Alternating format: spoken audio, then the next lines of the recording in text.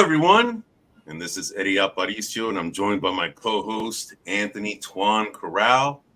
This is Buzzer Beaters, a podcast that is dedicated to basketball with an emphasis on the NBA.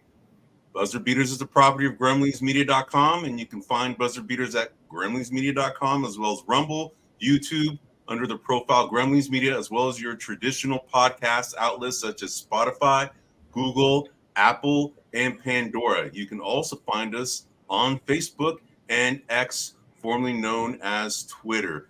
This is your first time. I'm glad you're here because this is actually our live show moving forward. We're going to have it at this same time slot every week. That's 10 p.m. Eastern Standard Time, 7 p.m. Pacific Daylight Savings Time for right now, but it'll change the standard at some point, right? But so anyway, you get the drift. We're going to have this live. And the reason why we're having this live is because we want to get your inputs. We want to get your questions.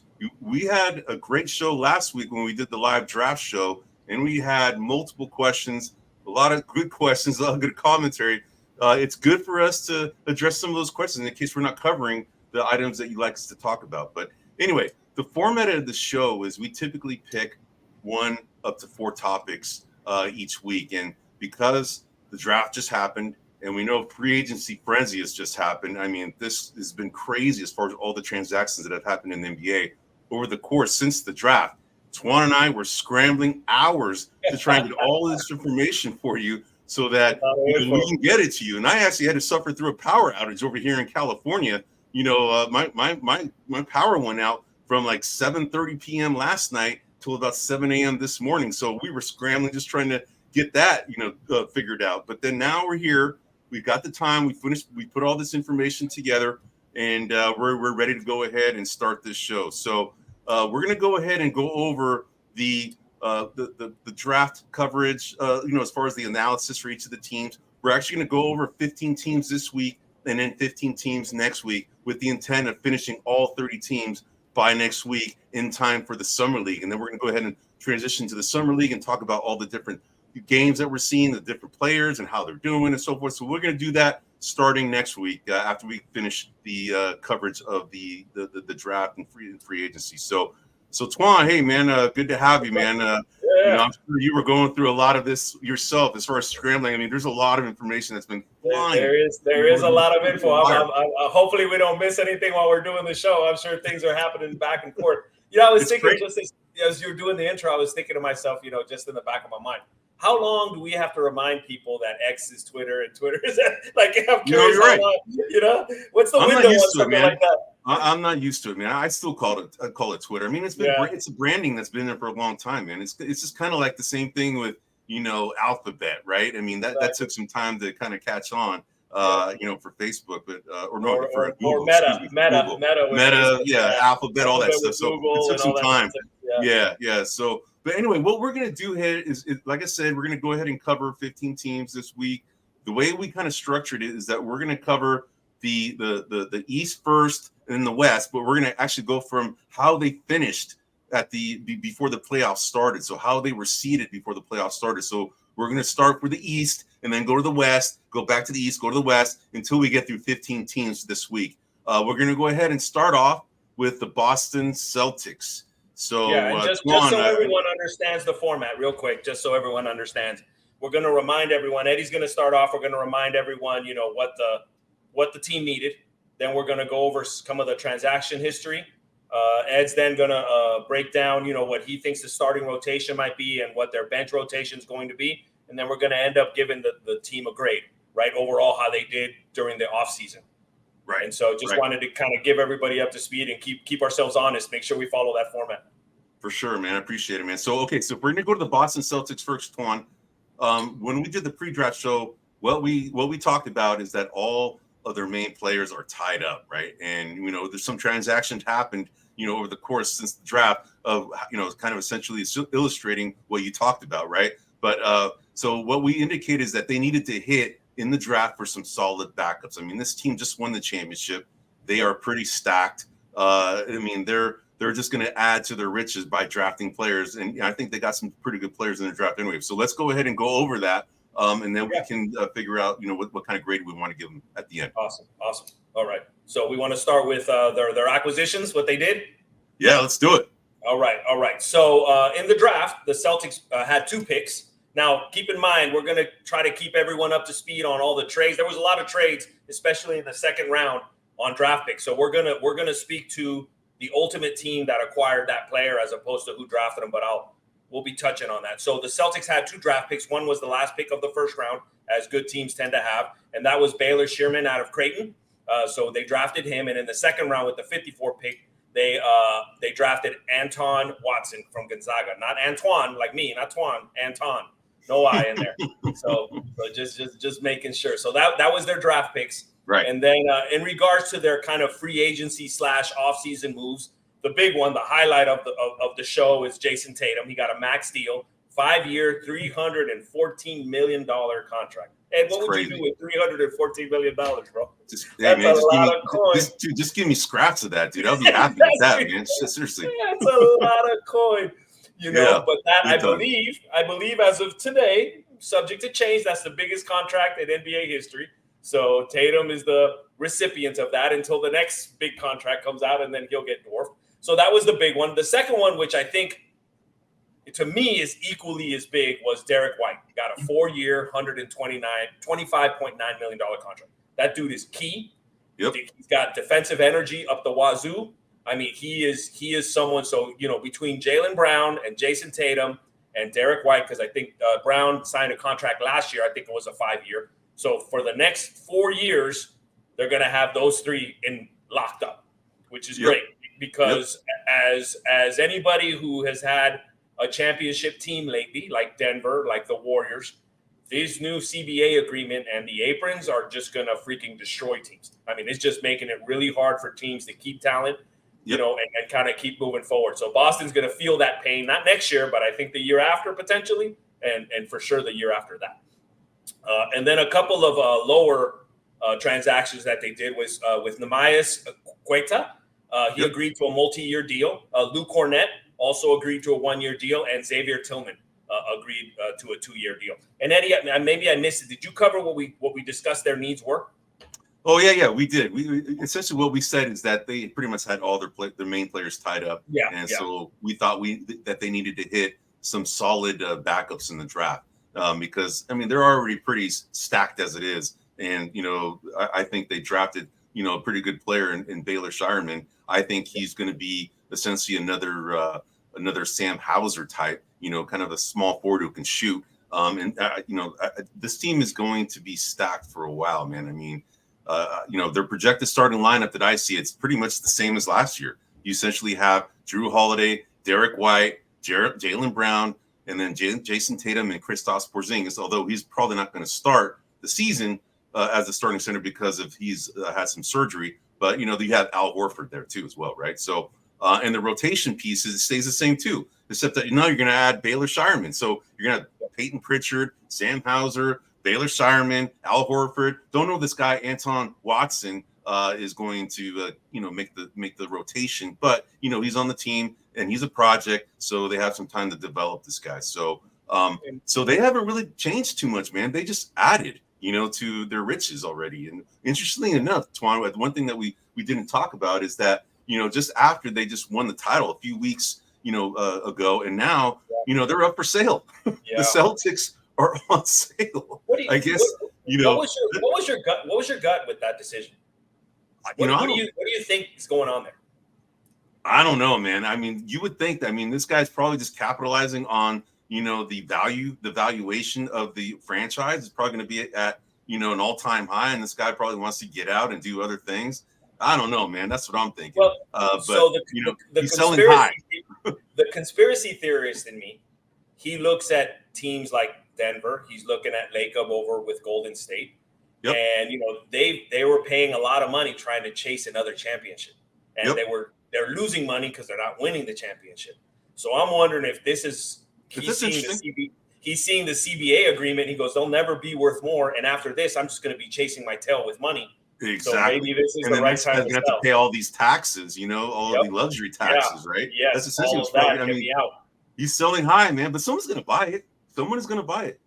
Latham came from the Celtics. Let him buy it too, right? Yeah, maybe Marky Mark and the Funky Bunch will buy it, maybe. Pretty much, or something, man. One of those, Wahlberg family. But anyway, that's interesting, man. So anyway, so as far as grading the Celtics offseason, so they are the defending champs. They're bringing back essentially their entire roster, and they're poised to make runs for the next 2 to 3 years, man. I mean, this team is stacked. They are essentially creating a blueprint for everybody else to follow. You just stack your roster with a bunch of two-way players that can both play offense and play defense almost equally as well, and the team will flourish. But now they've added. What we talked about is that they wanted to have. We thought that they needed some solid backups in the draft, right? And I think they got one in Shireman. So they have another stretch 3-4 kind of personality or player, much like Sam Hauser. So I think this team is going to be set to win for years to come. So I actually gave them a B as far as their draft grade. I gave the reasons why, but they're poised to win it for a few more seasons. Any issues you have with my grading based on what I said? No. I think a B is solid. I mean, an A is usually reserved for someone who did such high acquisitions that merited that. They didn't really need to do that, right? So they needed to just keep the ship. I give them a B because they managed to lock in their key players, which is Derek White and Jason Tatum. And so, I think that's a fair grade. If we're drafting them in terms of organizational success, then they're an A. But for sure, we're just looking at it just the transaction since. I agree with that. So this is our collective grade. So actually, looks like we got this as well. Great guests today. All right, thanks, Ken Guarato. Appreciate it. Thank you. All right. So, all right, let's go on to the next team that we're going to cover. Now, just to repeat, we're going to cover 15 teams today. We're going to go from East, then the West, back to the East, back to the West. But we're going to go from how they seeded, number 1 seed Boston Celtics. Now we're going to go to the number 1 seed Oklahoma City Thunder. Then we're going to go to the number 2 seed New York Knicks. Then we're going to go to the number 2 seed. Who was it? Shoot. Denver. I was going to say Minnesota, but I knew it wasn't right. But anyway, so Denver. So that's how we're going to go with the flow on how we're going to go about doing this. So let's go ahead and cover now the Oklahoma City Thunder. Yep. All right. So as far as what we thought, as far as their needs, what I thought that we collectively thought that they needed a better point guard. Josh Giddey was a point guard at the time when we did this preview. And since then, things have changed, right? But we also thought because of, how young they are, they needed veteran rotational pieces with specifically playoff experience, right? This is what we thought they needed, right? So that go ahead and tell us about the transactions that were made from draft. So they've had themselves a little bit of an offseason here. So in terms of the draft, they drafted Nikola Topic. And then they also, that was with the 12th pick. And then via a trade with the Wizards, they got Dylan Jones out of Weber State. And then via another trade from the Knicks, they got a Jay Mitchell out of UC Santa Barbara. And so they had a pretty decent draft. They picked up some players, but where they really shined was the free agency market. So Isaiah Hartenstein, the big man out of New York, who had himself a hell of a postseason. I think he made himself quite a bit of money there. He signed a 3-year, $87 million contract. Yep. Now, for those of you that might be wondering, why the hell would the Knicks let him go? Well, the Knicks were a little hamstrung. The most they could offer him was a 4-year, $72.5 million due to the early bird rights. So due to that information, Oklahoma City Thunder came in and said, all right, we'll give you 87 for 3 years, which is more money, less time. He's still very young, so he can capitalize on that. So that was a big move. And then they re-signed Isaiah Joe for 4 years, $48 million. They also re-signed Aaron Wiggins for 5 year, $47 million. And then what I think was a hell of a trade, they picked up Alex Caruso for Josh Giddey with the trade with the Bulls. So that was fantastic. He's a defensive guy. He can run a little bit of the point. He can, if the guys are taking a break, he can shine for a couple minutes at a time and run the team. So I think that was, quite a bit of interesting transactions. And for a team that got, not to the Western Conference Finals, but the semifinals, they did a lot of moves to kind of push them as a contender for next year. Looking at least the Western Conference Finals, I think they'd be disappointed if they didn't get there, or possibly the NBA Finals, depending on what they do.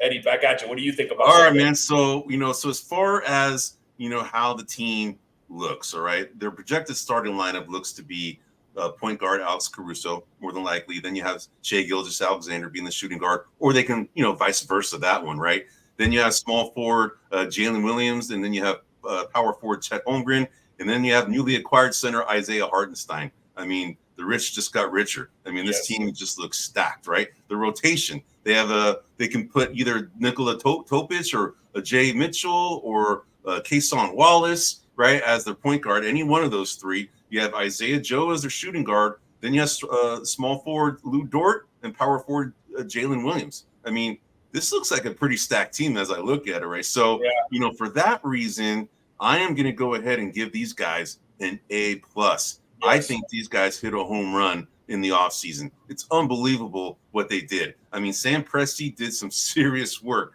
The number one team just got better. They met their need, right? We said that they needed a point guard. They got Nikola Topic, right? They got rid of Josh Giddey. Nikola Topic is supposed to be a better pick and roll type of point guard, supposed to have a better shot. That was Josh Giddey's downfall. He couldn't really shoot it, although Josh Giddey's 2 inches bigger than Nikola Topic. But, Nikola Topic, essentially only loses 2 inches to Josh Giddey, and probably with a little bit more skill set. And then, the rotational pieces with playoff experience. You got Alex Caruso. He's got playoff experience. And Isaiah Hartenstein, he's got playoff experience. So they hit on all cylinders as far as what we thought they needed. So that's the reason why I wanted to go ahead and give them an A+. Yeah, that Caruso pickup is huge. I can't say that enough. Yeah. Yeah, I agree. All right, man. So we're going to go now to the New York Knicks, man. So the New York Knickerbockers. Yep. So before the draft, what we said is that, these guys needed rotational pieces, scoring rotational pieces at that. So that's the main thing. So we maybe just go over some of the transactions that they've made since.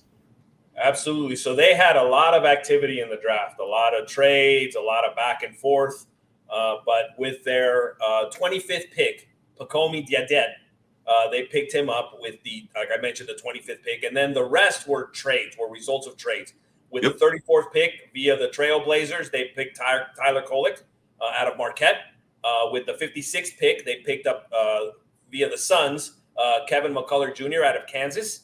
And then via the Mavericks, with the 58th pick, they pick up Ariel Hukporti from MHP Rising. And then in regards to their free agency moves, they signed or re-signed OG Anunoby for a 5-year, $212 million contract. And then a big one that they picked up is they picked up Mikal Bridges via a trade with the Nets, which I think was a good pickup. It was costly. There was a lot of draft picks. Oh, my God. A lot of draft picks. I've never heard of a draft like this. I mean, it's crazy. Like, the draft picks like that being just dished out for somebody of that stature. Mikal Bridges, he's good, but he's not like a superstar. Normally when you see these type of trades like that, it's for a superstar, right? Yeah. Like a Kevin Durant or a James Harden or Kyrie Irving, which is why the Nets are in the position they're in, right? So, yep. And I thought, just kind of hinting a little bit, I thought the OG Anunoby contract, that's gonna, hopefully he turns out good, but that has some risk to it, because that's a lot of coin there. You still got Brunson and some other players on there that you gotta continue to pay and extend. So we'll see how that works. But yeah, so what are your thoughts on some of those transactions? I thought they did really good, man. I thought their offseason was really good, considering what they are acquiring. Even though they gave up a lot, they actually got some of those picks back in some of the trades that they made in order to get some of these second round picks, right? So I think that even though they're losing an Isaiah Hartenstein, right? I mean, that guy proved to be a really good piece for them. Isaiah Hartenstein was a free agent. They knew that they couldn't afford him. He helped them get to where they needed to. But OKC is benefiting from that. But, they're still a good team, man. I mean, let's look at it. I mean, look at their projected starting lineup. They have their point guard, Jalen Brunson. They have shooting guard now, Mikal Bridges. They have small forward, OG Anunoby. They have returning power forward, Julius Randle. Then they have their center in Mitchell Robinson, right? It probably would have been Isaiah Hartenstein if he had not left. But Mitchell Robinson is still very athletic, a good center for what that team needs. Then you have the rotational pieces. You have Miles McBride as their point guard. You have Dante DiVincenzo as their shooting guard. You have Josh Hart, right, as their small forward. I mean, these guys could all interchange as starters, and it depends on the matchups. This is how much they got here. They got some depth. You have Tyler Kolek as a point guard, right? I mean, he may not like meet the rotation because we know Thibodeau, man. He's pretty. He keeps that rotation thin, but maybe he learned that he can't keep it that slim. He needs to extend it a little bit more, right? Then you got center Jericho Sims. So, because of all this, I am giving the New York Knicks an offseason grade, or we're giving them an offseason grade of an A. I mean, these guys I thought did awesome. They were very aggressive from the outset. They're the ones who kind of set the whole market on the trade, right? They were the first ones to do the whole trade with Mikal Bridges. They also re-upped the OG Anunoby. They were the first ones to do anything in the offseason. They were pretty serious. They wanted to go ahead and get back to where they're at. I mean, it's been a while since the Knicks have been any prominent. They have shown any prominence, and they have the ability to get there again. So, this team has good depth. They added some additional depth with some of their draft picks. Tyler Kolek, he seems like a pretty good little player out of Marquette. Pacomi Dadet from France. I mean, France, like we said it before in the pre-draft show, they were pumping out a bunch of players in this draft. I think they had like 5. They had 5, man. And these other guys, Porty, and they got this other guy, Petri Koponen, who's been in the league for quite some time, but just didn't really pan out. I think that was just to help out from a cash consideration standpoint. But after losing 7 picks for Mikal Bridges, 7 picks, man, they lost 7 picks. That's crazy. Yeah.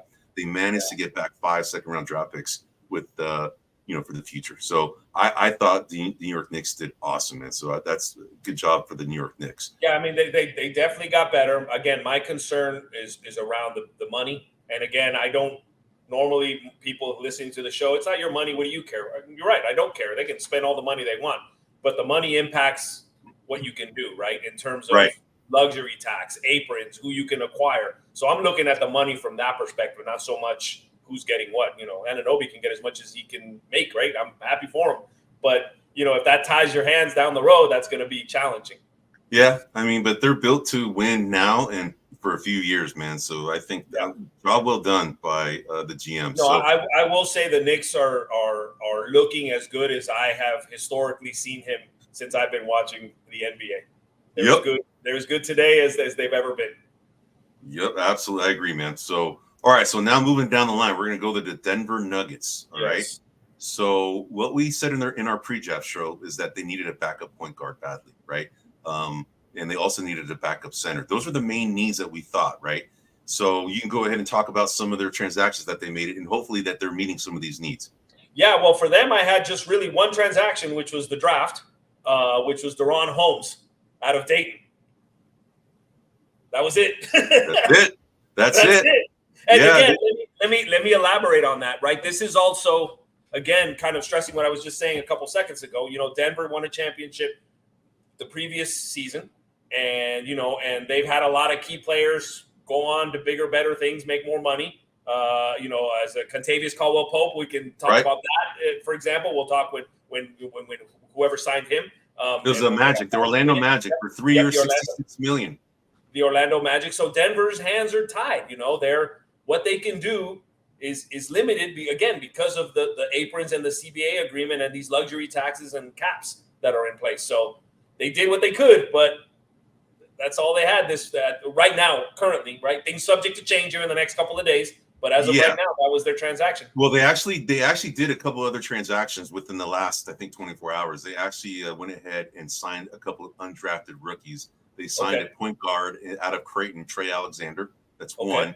And they also signed a power forward out of Clemson and PJ Hall. So they signed those guys. They're pretty strapped. Outside of their starting 5, they have a pretty much an improving rotation, man. And this is going to hurt them. It's already showed that it hurts them, this year. They weren't able to, get as far as everybody thought they could. And it's mainly because of their depth, man. I mean, the year they lost Bruce Brown and Jeff Green, and, they didn't really have anybody else behind them to really develop. That kind of spelled, these guys might be a one-and-done type of team and winning a championship, right? But, so because of all of that, so here's what I have. Projected starting lineup, I have the returning 5. We have, not returning 5. Jamal Murray, who's the point guard. Then you have shooting guard now, who's probably going to be, promoted from the rotational to the starting five, and that's Christian Brown. He'll probably be the shooting guard. Then you have Michael Porter. Michael Porter Jr. is still the small forward. Then you have Aaron Gordon, who's a power forward, and then you have the all-world center in Nikola Jokic, right? So then you have their rotation, and this is where they're hurting, man. They have, their point guard. This is a guy who's just signed a two-way contract, Trey Alexander. He's their point guard because they lost, Reggie Jackson too, right? They lost Reggie Jackson. They lost Kentavious Caldwell-Pope. This is hurting them, man. So now this means that these guys have to step up, right? So now you have Trey Alexander, you have shooting guard Julian Strother out of Gonzaga, you have a power forward out of UCLA, Peyton Watson, who's been with the team. He's the one that does all the commercials, the pony in the lobby with Peyton Watson. And then you have the newly acquired Deron Holmes, right? With the combination of Zeke Naji as their center. So you can see that they have a lot of improvement depth, man. And for that reason, I gave the Denver Nuggets a C. We gave them a C. I should say. I got to start saying me. It's we.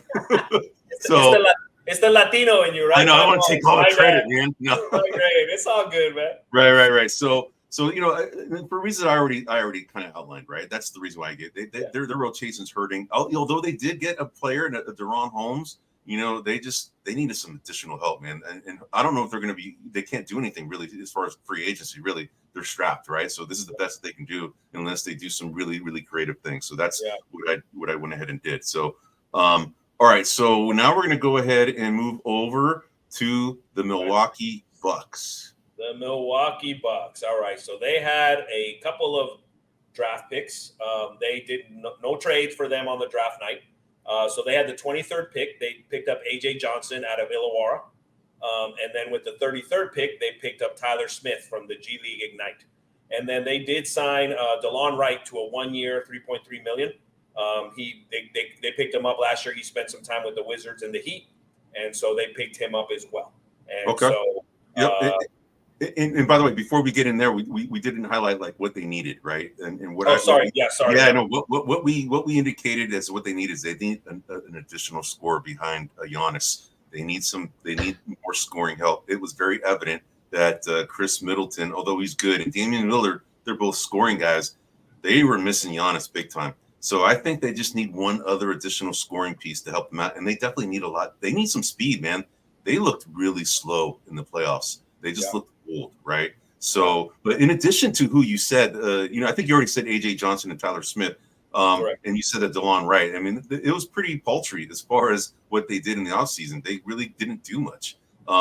So because of that, they have a projected starting lineup of point guard Damian Lillard, shooting guard Chris Middleton, small forward Pat Connaughton, power forward Giannis Antetokounmpo, and then, of course, Brook Lopez, the center. I mean, it hasn't changed, right? The only addition is in the rotation now they have DeLon Wright. And they have Andre Jackson as their small forward. Tyler Smith now, the newly acquired Tyler Smith, is going to be forced to be in the rotation along with Bobby Portis. I mean, these guys are going to have to step up if they want to go to where they think they should go. So for that reason, we went ahead and graded the Milwaukee Bucks with a B+. That's the bottom line. I mean, they reached out big time, in my opinion, drafting A.J. Johnson at number 23. I mean, this guy was projected to be a second round guy, kind of late second round guy, but yet they totally reached, in my opinion, in getting this guy. I mean, the guy didn't really score that much where he played. I don't know, but they were really fortunate to get Tyler Smith, who slipped. I mean, they got him at number 33. I mean, he was projected to be like the top 15, top 16 pick in the draft. For whatever reason, he slipped. So for that reason, it kind of averaged out, right? They reached, but then they also had something fall to them, right? So that's the reason we want to go ahead. We went ahead and gave them a C as far as their offseason grade. All right. Anything you want to say on that, bro? No. I think I've said this in many previous shows. You should have gave up Drew.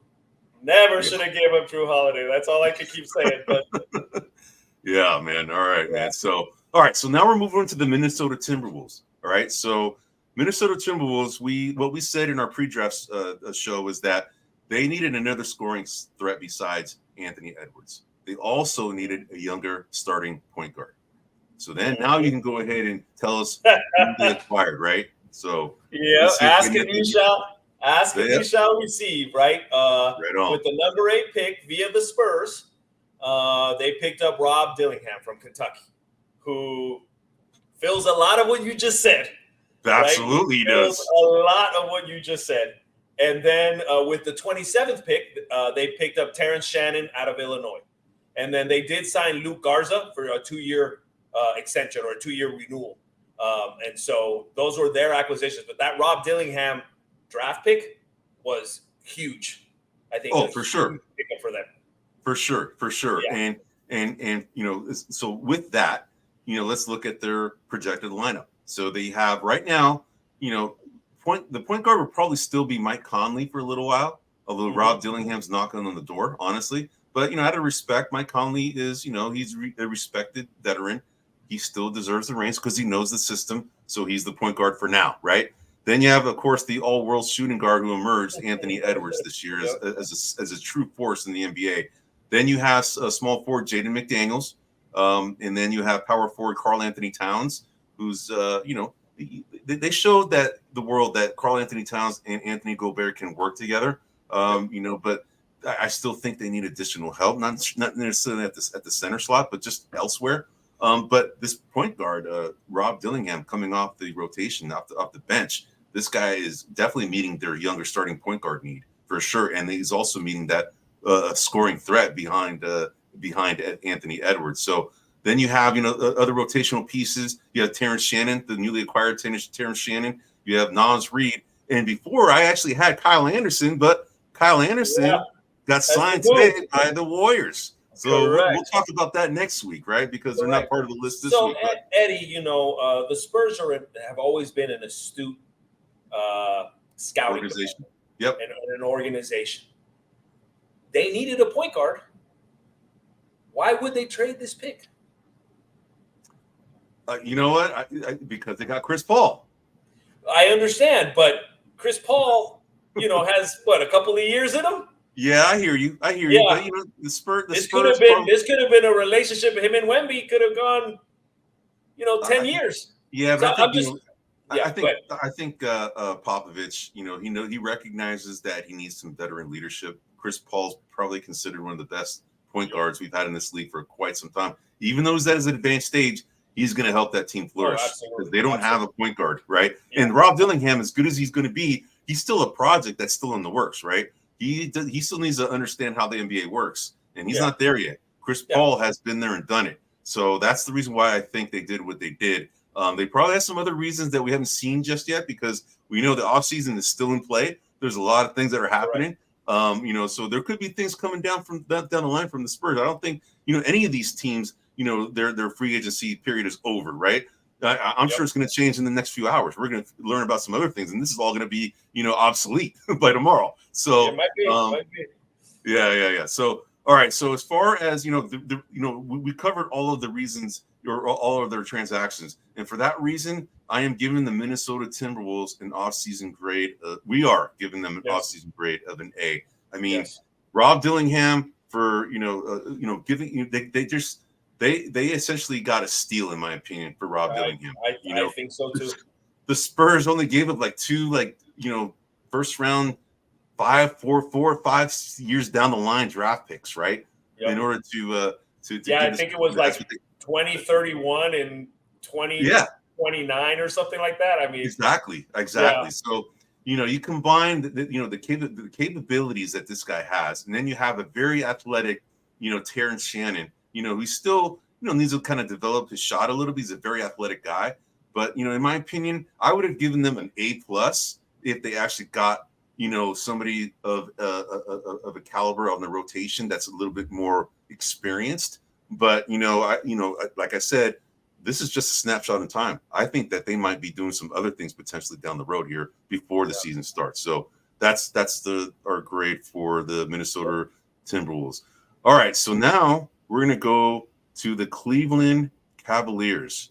Correct. So I think I don't know whose team that was. Okay, so here we go. We got a comment there. Someone wants to know what the name of the mascot is for the Timberwolves, I believe, and I honestly don't know. The name? What is the name? I don't know what someone's asking. Name I got no idea. It's a great. Good. I'm sorry, Ken. we are not up to speed on our mascot knowledge, man. But you know what? You might force us to go ahead and look into that, man. So, but good question, man. I don't know. Squatch, maybe? Yeah, I don't know, man. I don't know. Timber. All right. Maybe it's Timber. Yeah, exactly. Cleveland. All right, moving on to Cleveland. Yeah, Cleveland. So what we talked about in the pre-draft show is that they needed another guard, especially in the backcourt. They needed some size, right? And they also needed some size at the wings. So with that in mind, tell us what they did. So with the 20th pick, the Cavaliers drafted Jalen Tyson. That was their draft. And then in terms of just free agency or renewals, they extended 3 years, Donovan Mitchell.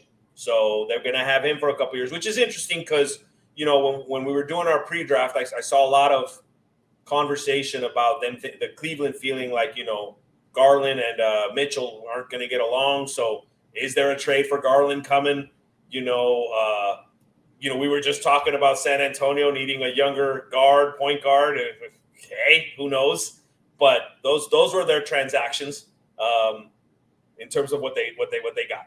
And I think, as we already mentioned in the previous team that we just covered, it's not over yet, man. I mean, things still could happen. I mean, the whole Darius Garland thing, that was a big rumor. And, they had to shut it down that they're saying, no, we want Darius Garland, but I don't know, man. And then Jared Allen has been somebody that has been talked about as well as a coveted person by other teams. That guy would be a great fit for the Warriors, right? We don't want to make just the Warriors show, but I'm just telling you.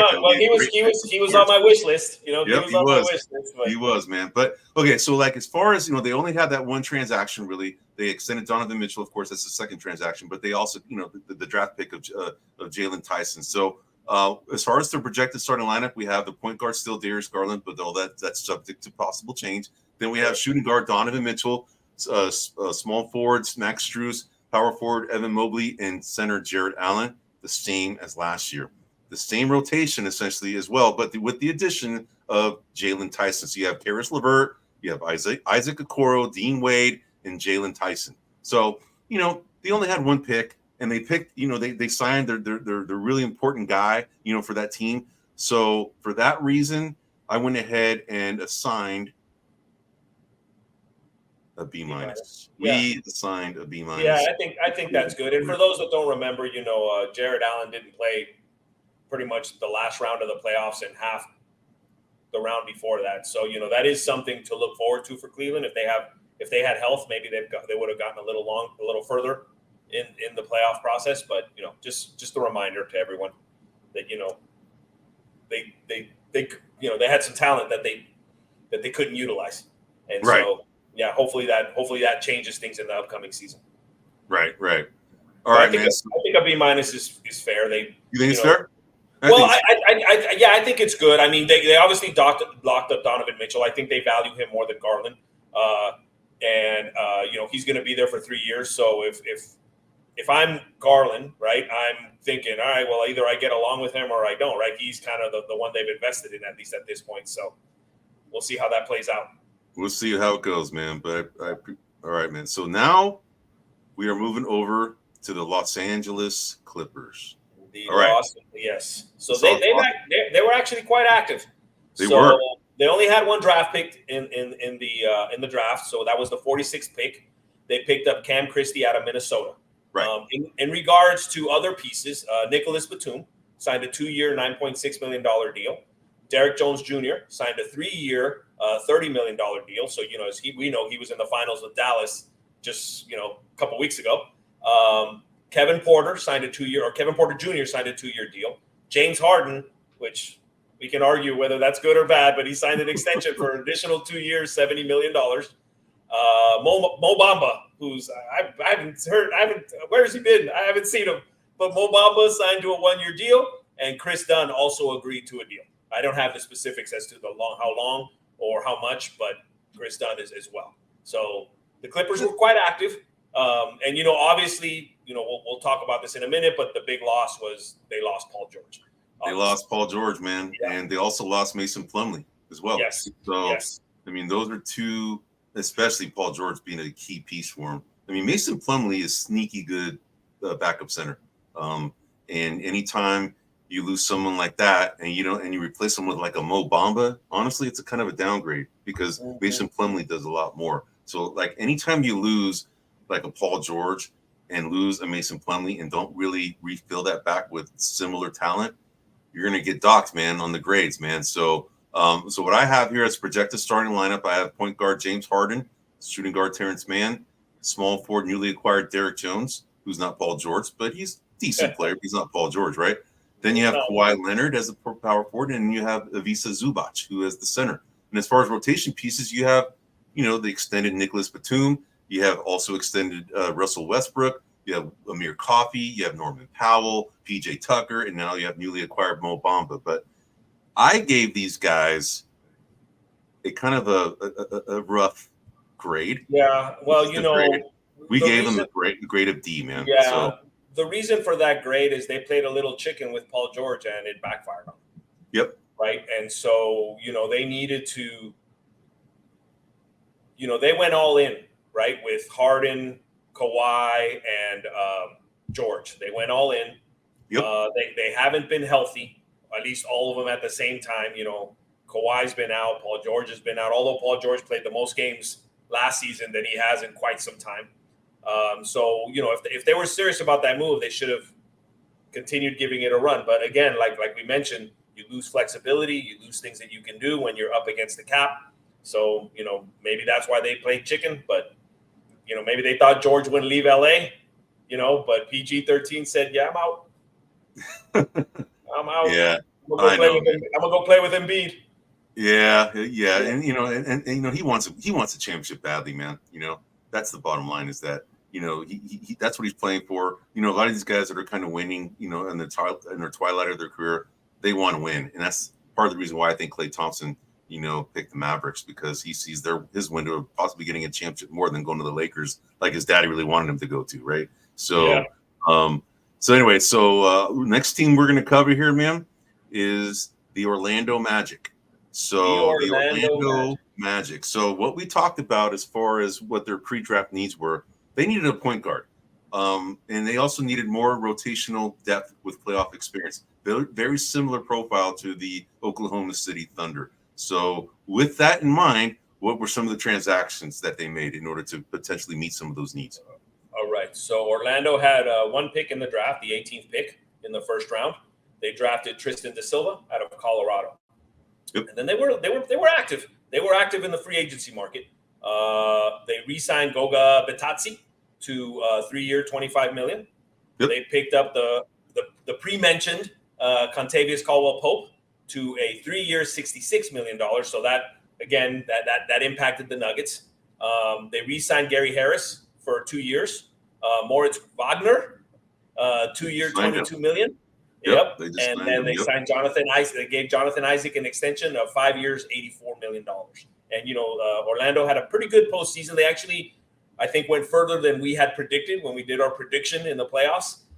They actually showed up pretty good. So with Banchero and all of those guys, I think they did some pretty good moves. And KCP is very underrated in my opinion, and he can be of significant impact to that team. Yep, I agree, man. So as far as meeting their needs, definitely signing KCP definitely addresses their veteran rotational depth with the playoff experience need, and they definitely hit a home run on that base. But they didn't draft or pick up another point guard, so that tells me that they're happy with having the combo guard combination of Jalen Suggs and Cole Anthony as their point guard tandem. So as far as projected lineup, I have them having, of course, the aforementioned Jalen Suggs as their point guard, the newly acquired shooting guard Contavious Caldwell-Pope. You have the small forward Franz Wagner. You have their power forward is Paulo Banchero, and then you also have Wendell Carter as their center. They all, by the way, the other guy that they just signed to was Jonathan Isaac, by the way. So they just signed him too. Yeah. Yep. So as far as rotation pieces, you have Cole Anthony as a backup. Then you have Gary Harris as another shooting guard to back up Contavious Caldwell-Pope. Then we just mentioned Jonathan Isaac. They just signed him. He could be the replacement for Franz Wagner. Also, you have Tristan da Silva, who could, spell Paulo Banchero at times. And you have Goga Bitadze, to spell Wendell Carter. This team looks pretty deep, man. I mean, they have some good pieces, man. They are going to be team to reckon with, man. In my opinion, I mean, they're a defensive squad, and based on what I see as far as their lineup and their potential rotations, I'm giving these guys we are giving these guys an off-season grade of a B. All right. Yeah. And that's mainly because I think they hit a home run on the rotational depth with playoff experience, but they didn't necessarily get a true point guard. Tristan Da Silva is a good rotational piece, right? But they already have other pieces like that are similar to him. He's just adding depth, right? So I think they could have picked, instead of Tristan Da Silva, Isaiah Collier. I think he would have met their needs more, although they probably thought he's more of maybe not necessarily a pass first type of point guard. They probably thought they had a similar talent in a Jalen Suggs, who's a couple inches taller than him. But that's who I thought they should have picked. But we'll see how that goes, man. All right. So yeah, right. No, I mean, I think they're like I said, they did well in terms of playoffs, and so I like what they did. Cool, man. All right, so now we are going back to the West because we're jumping back and forth. The next team that I had was the Dallas Mavericks. Yes. The Dallas Mavericks, they didn't really have.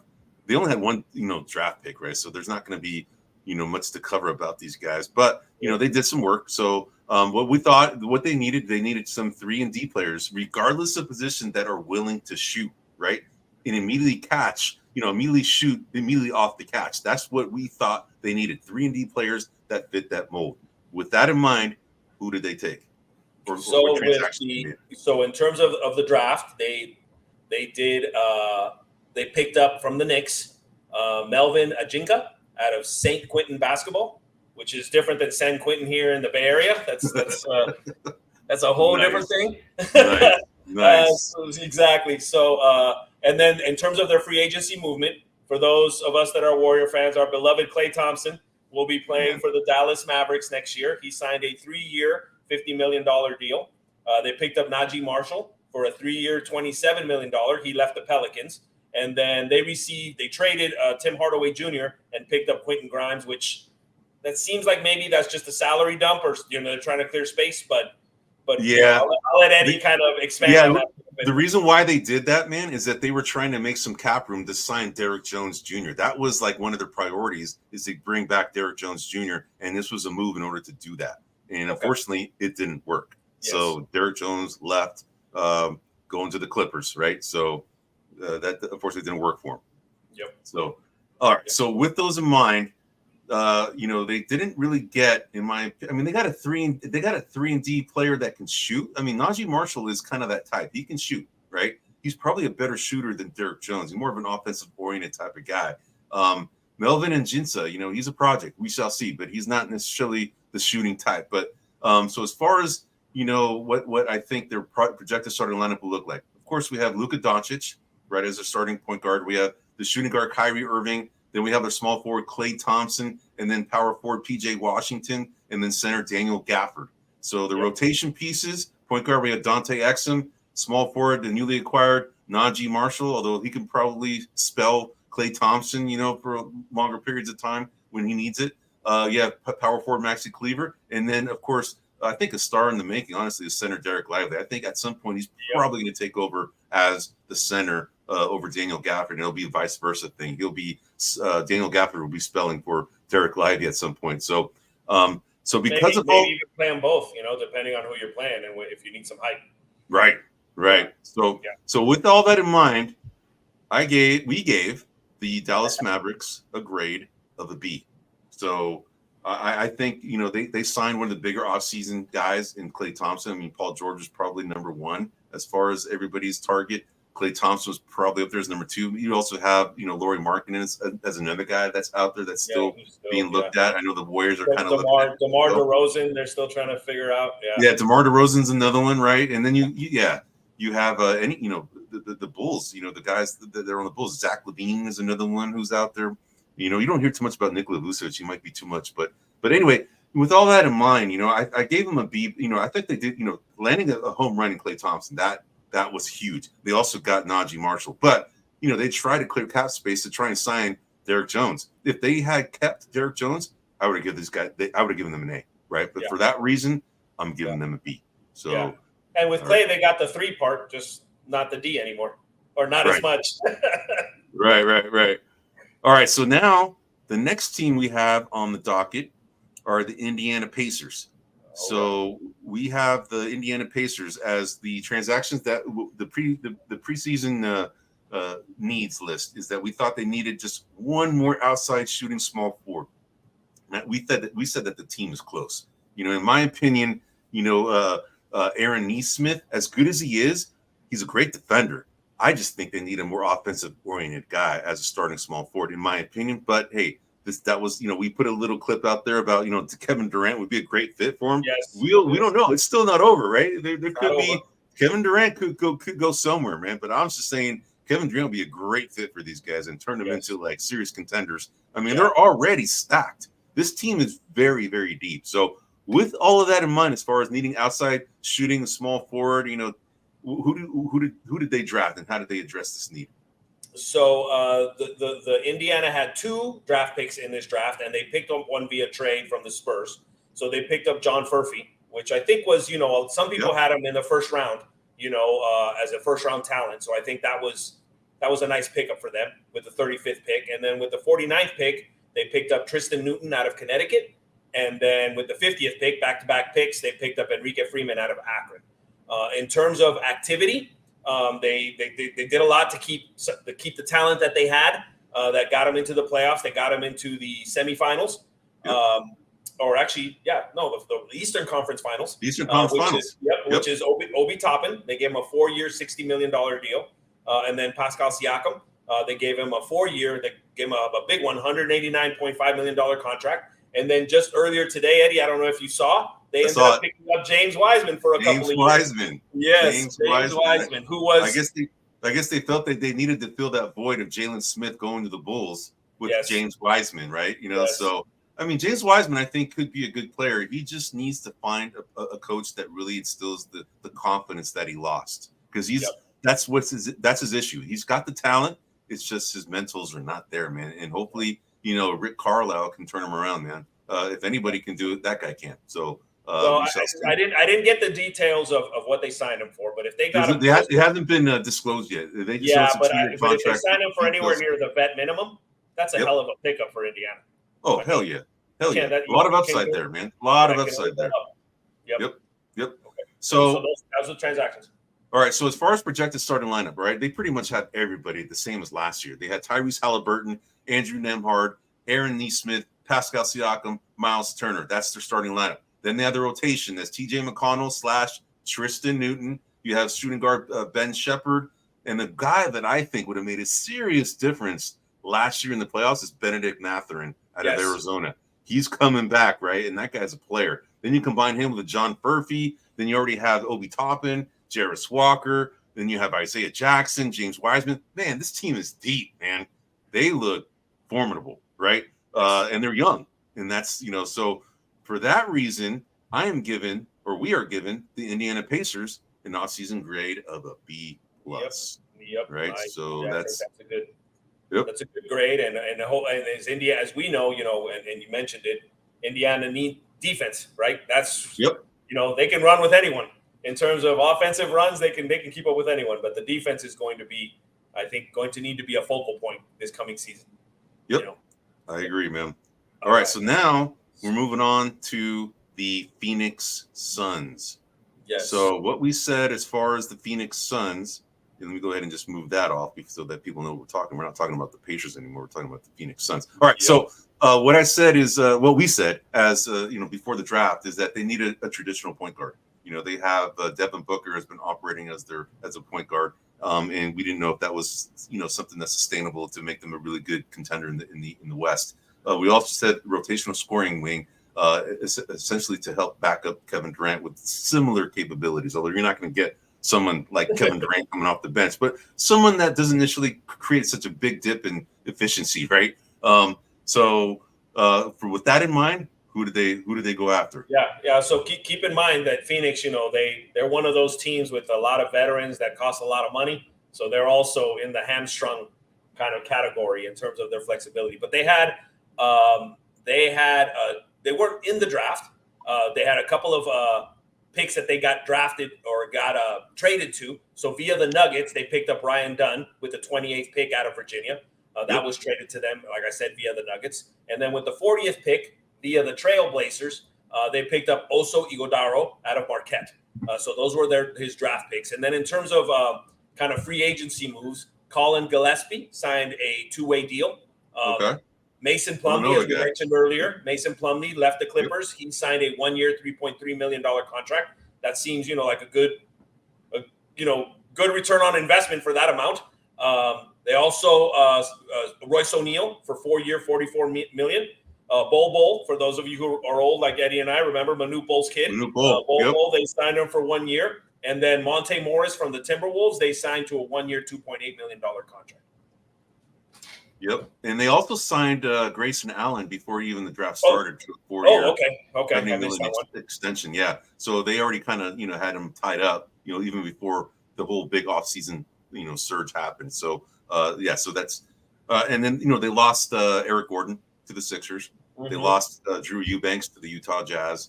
But, they signed Mason Plumlee, who I think is an upgrade to Drew Eubanks. And, Royce O'Neal is a good player. But, I don't know if they necessarily met the need that we pointed out as far as point guard and a rotational scoring wing.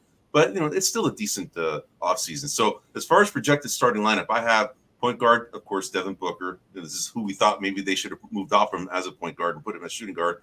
They have shooting guard Grayson Allen.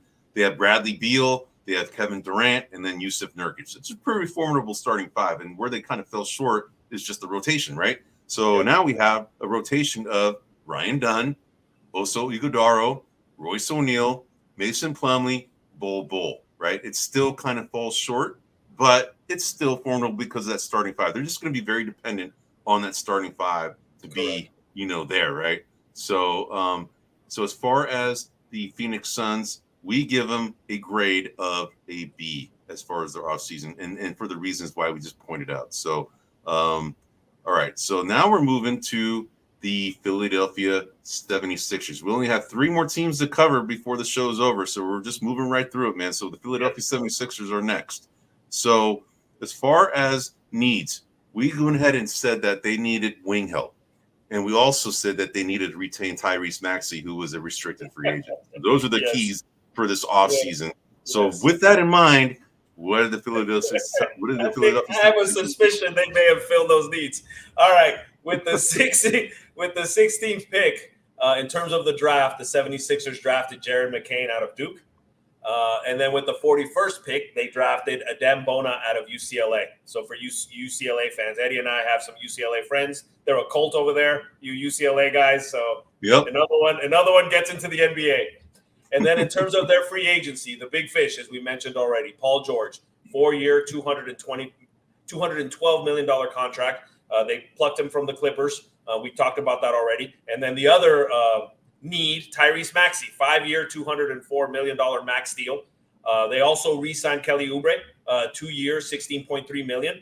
Andre Drummond, they picked up, which I think is an excellent backup to Embiid there, So he left the Bulls and he signed a 2-year, $10 million deal. And then Eric Gordon, at the time that I was gathering my information, I didn't get any specifics on the year or the money, but that was it didn't say. It still says they said minimum salary, but they didn't outline what that was. Yeah, so Eric Gordon they picked up from the Suns. So I would say that Philly did exactly what they needed to do. Yep. And, as far as projected starting lineup, I show that they have, point guard Tyrese Maxey, newly signed Tyrese Maxey. We have shooting guard now Eric Gordon, who is, has some veteran leadership. We have newly acquired Paul George. Those two have played together at previous ventures. Then you have Kelly Oubre, who's now the power forward, and then Joel Embiid as the center. As far as the rotation, we have Cameron Payne as our point guard, Jared McCain, the newly acquired Jared McCain as our shooting guard. Then we have power forward KJ Martin, and then center Andre Drummond. So I think it's a pretty successful offseason, man. So, so for that reason, I'm giving the Philadelphia 70, or we're giving. I always kind of say, "Well, that's all right, brother. We. All right, it's the Latinos out there know what you mean."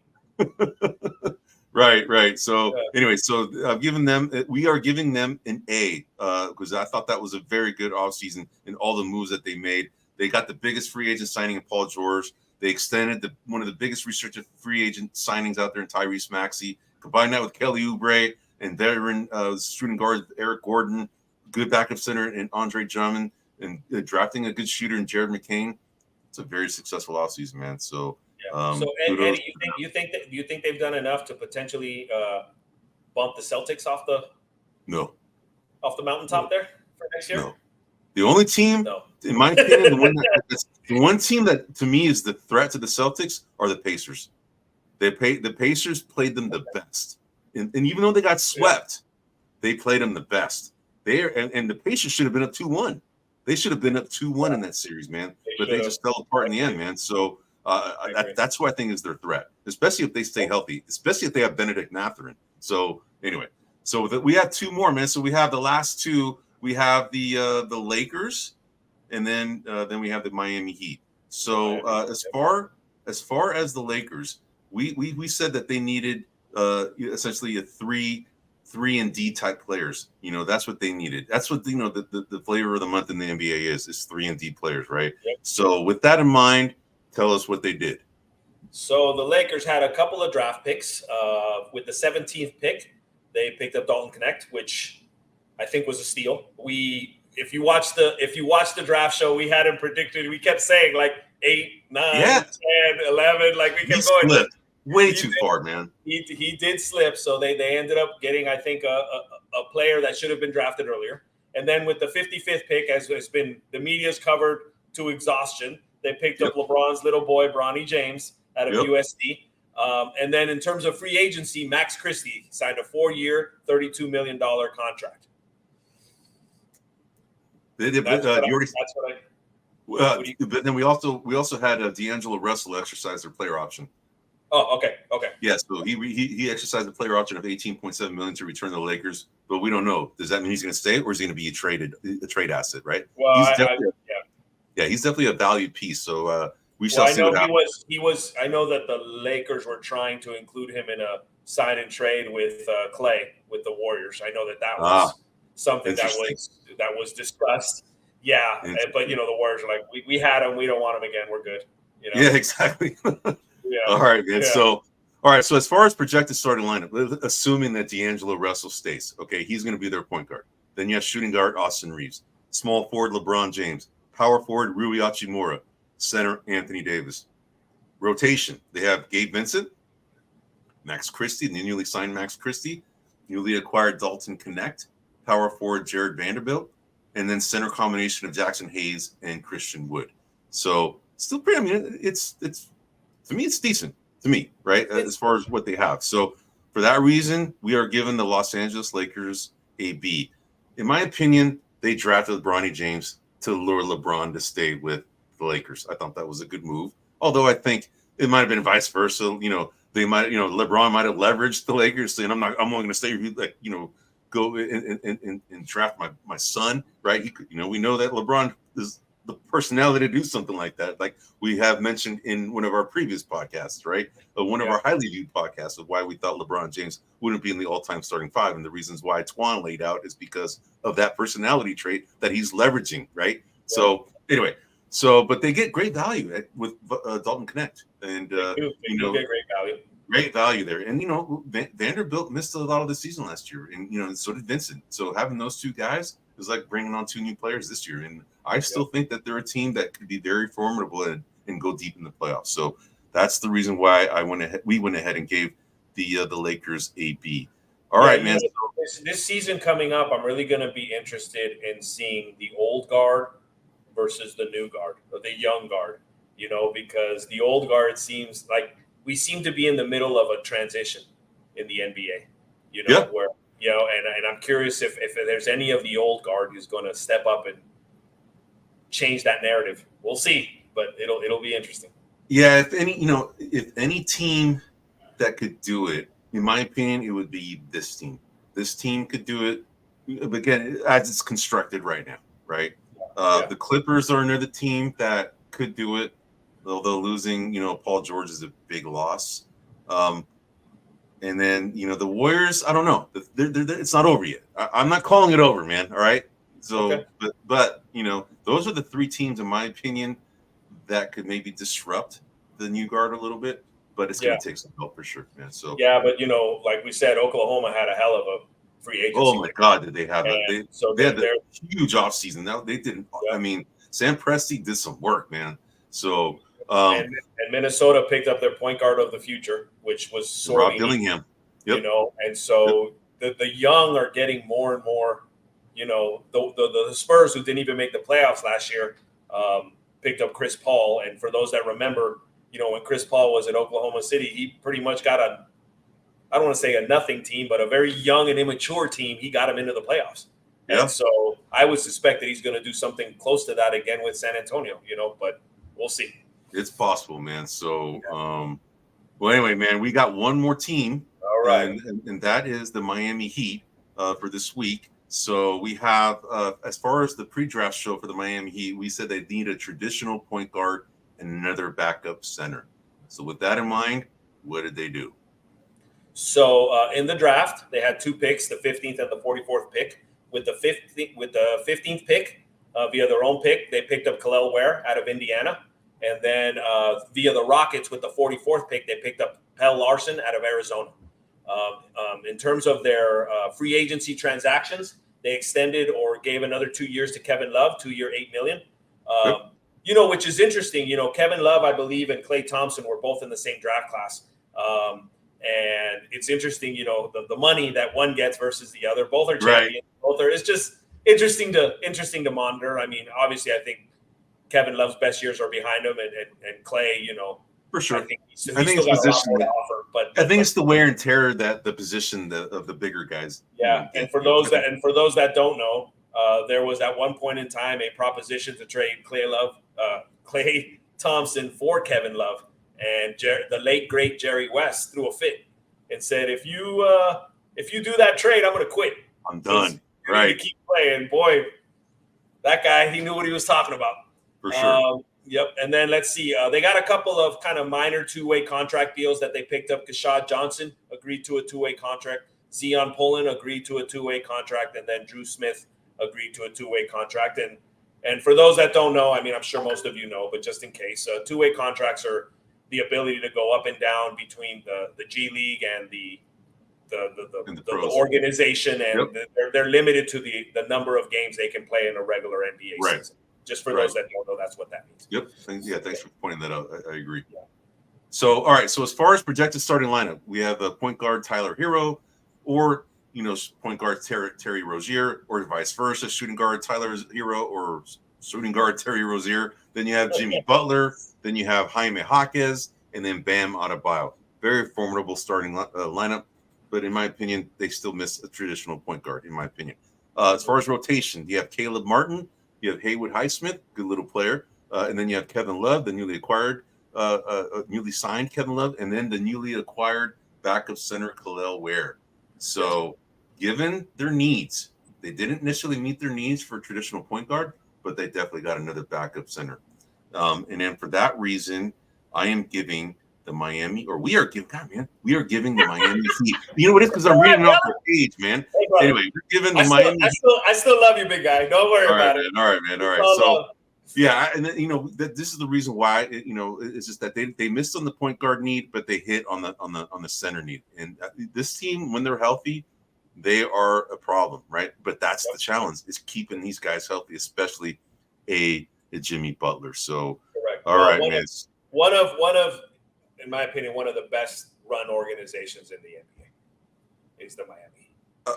Absolutely, man. I agree. They get the most out of their players. They get the most. I mean, they seem to draft well all the time. They, a lot of respect for the Miami Heat organization. Me too, man. I mean, you got Pat Riley and Spoelstra. I mean, that combination together is probably the best in the NBA. Honestly, those two together are the best. Yeah, I can't disagree. Who else could you say? I mean, you could say who? I mean, we got to think about that, right? Who could be? I mean, maybe the Sam Presti, Mark Daigneault, right? Yeah, but they haven't been together long enough. They haven't been together that long, right? But I'm saying that they're the only ones that could really rival it. Could have argued, Bob Myers and Steve Kerr, but no longer there. Yeah, no longer there. And I personally would have to give the edge to Riley over Bob Myers in that scenario, right? So, me too, man. Me too. Me too. Well, hey, we covered 15 teams as a post-draft, post-free agency show today. We are essentially a bit over an hour, but we're not badly over an hour like we have done in the past, right? We're getting closer to meeting our goals, but we definitely like to get, like I said, we're doing this live. And the reason why we're doing this live is because we want you guys, our audience, to go ahead and post questions and comments. We didn't get that many today, but we got a few, but we just definitely like to encourage you. This is why we're doing it live every Tuesday. We're doing it every Tuesday at 7 p.m. Pacific, 10 p.m. Eastern, every Tuesday. So just chime in here, give us your comments, give us your questions. We're happy to answer them. Again, this is why we're doing it live, man. So we appreciate those that have stayed here and listened to us.